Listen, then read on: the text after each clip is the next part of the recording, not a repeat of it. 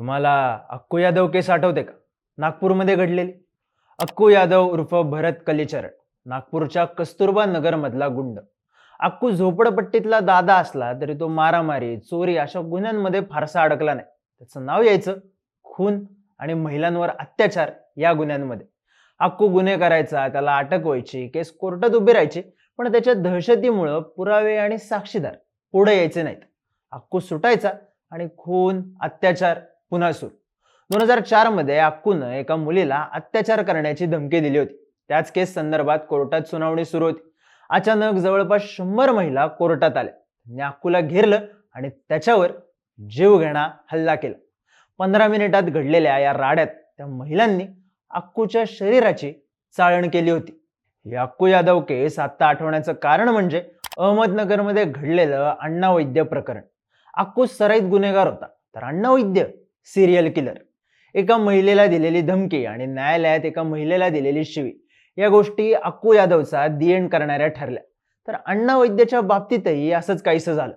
4 महिलांचा खून पचवून सगळ्या गावात दहशत निर्माण करणाऱ्या अण्णा वैद्यनं रविवारी 10 डिसेंबरला एका मुलीचा विनयभंग केला आणि चिडलेल्या जमावानं त्याच्या दहशतीला न जुमानता त्याला मारहाण केली. इतकी मारहाण की अण्णा वैद्यचा जीव गेला.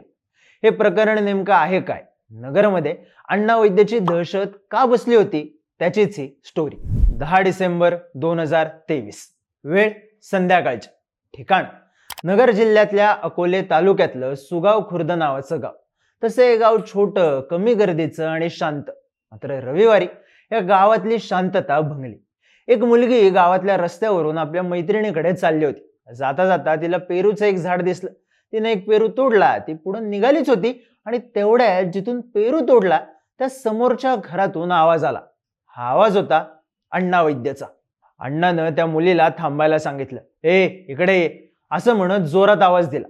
पण तो आवाज ऐकल्यावर ती मुलगी जीव मुठीत धरून पळायला लागली. तिनं पळता पळता आपलं घर गाठलं. पण अण्णा नुसता आवाज देऊन थांबला नव्हता. त्यानं या मुलीचा पाठलाग सुरू केला. ती घरात शिरल्यावरही अण्णा वैद्य तिथून मागं हटला नाही. त्यानं दरवाजाला लाथा मारल्या, दार तोडून घरात शिरला. त्या मुलीचे केस पकडून तिला घराबाहेर आणलं. लाथाबुक्क्यांनी मारहाण केली. तिला वाचवायला काही जण पुढे आले तर अण्णानं त्यांनाही धमकावलं. त्या मुलीचे केस ओढत तिला आपल्या घरापर्यंत फरफटत आणलं. आतापर्यंत सुरू असलेला हा प्रकार बघून त्या मुलीचे नातेवाईक आणि काही नागरिक यांचा जमाव अण्णा वैद्यभोवती गोळा झाला. अण्णाच्या डोक्यात जसा विकार होता तसाच या जमावाच्या डोक्यातही राग होता.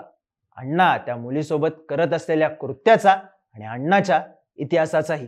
मच्छिंद्र उर्फ अण्णा वैद्य, सुगाव खुर्दचा रहिवासी. गळ्यात माळ, घरची 8 एकर शेती, वारकरी संप्रदायाची पार्श्वभूमी. पण अण्णा वैद्य चर्चेत आला तो त्याच्या दुष्कृत्यांमुळे आणि सिरियल किलर या इमेजमुळे. असं सांगण्यात येतं की अण्णाचे आई वडील लवकर वारले. बहिणीचंही लग्न झालं, त्यामुळं तो एकटा पडला. मग पुढे जाऊन त्याचं लग्न झालं. त्याला 3 मुली आणि 1 मुलगा झाला. वरवर अण्णाचं आयुष्य निवांत वाटत होतं. पण गावकऱ्यांना त्याच्यावर संशय होता. अण्णा इलेक्ट्रिक मोटरच्या केबल चोरत असल्याचा.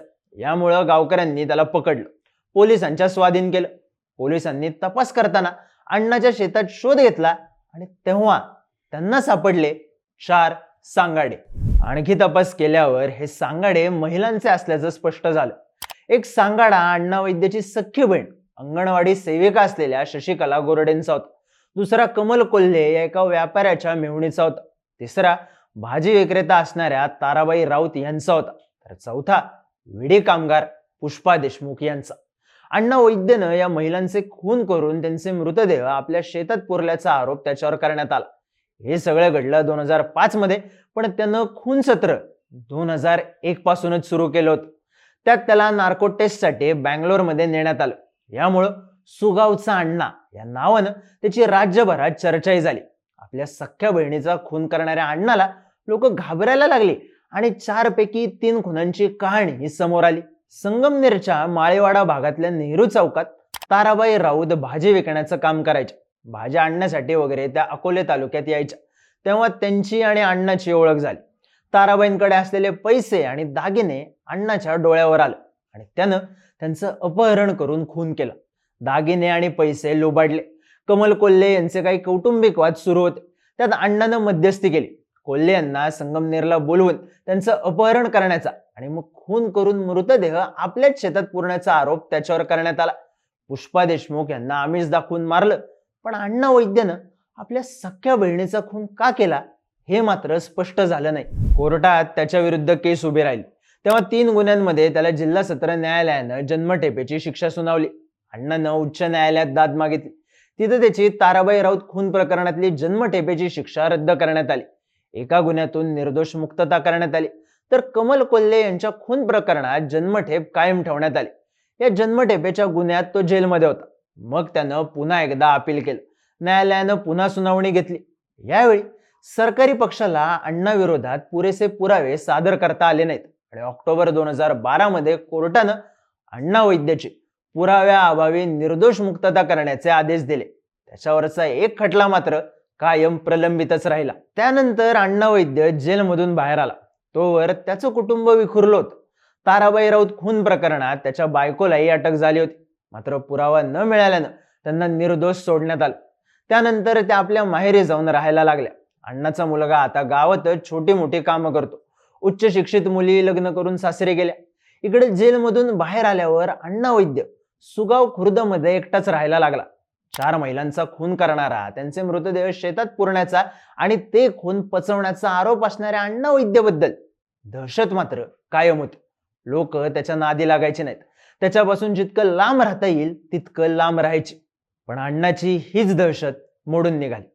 10 डिसेंबरला अल्पवयीन मुलीचा विनयभंग केल्यानंतर तिला मारहाण करणाऱ्या अण्णाच्या अंगावर जमाव धावून गेला.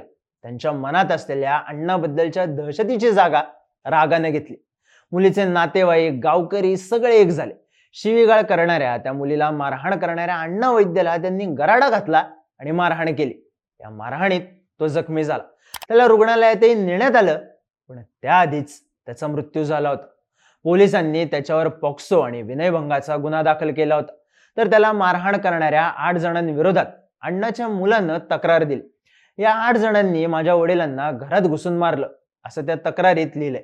त्यानुसार पोलिसांनी गुन्हे दाखल केले असून 4 जणांना अटक करून उरलेल्या 4घांचा तपासही सुरू आहे. अण्णा वैद्यच्या मृत्यूनंतर सुगाव खुर्द गावातलं वातावरण काहीसं तणावपूर्ण झालं असलं तरी दहशत मात्र संपलीये. अण्णा वैद्य या 4 खून करून आपल्याच शेतात मृतदेह पुरणाऱ्या सिरियल किलरची.